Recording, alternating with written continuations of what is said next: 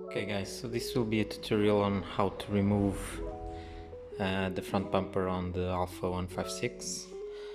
I already have the car lifted up. It's leaking a little bit and I will try to find what is the issue, but the first step is to remove the front bumper, okay?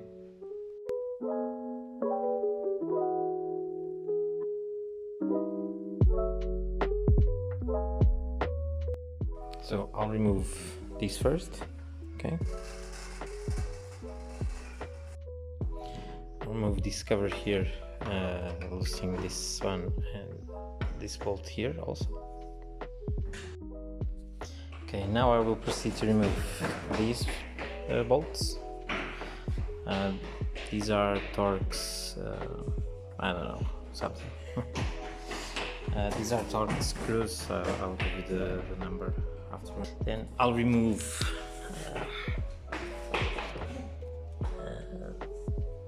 these ones that are all over. I have at least 4 or 5 under the bumper, and then you'll need to remove ones that are in here. I don't know if there are 2 or 3. I'll let you know. So now I will remove these bolts. These are T30, okay? I will proceed to remove, not remove, but loose this protection in here and in here also, so that I can access 2 or 3 bolts that are in here, okay? Okay, so once this is free,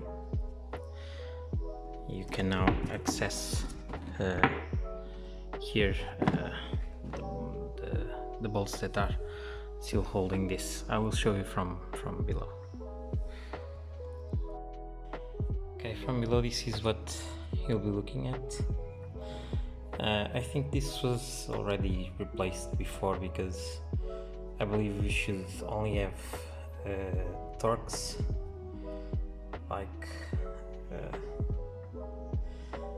this one, but I also have one of these, so you should have 3, because the other one should be down there near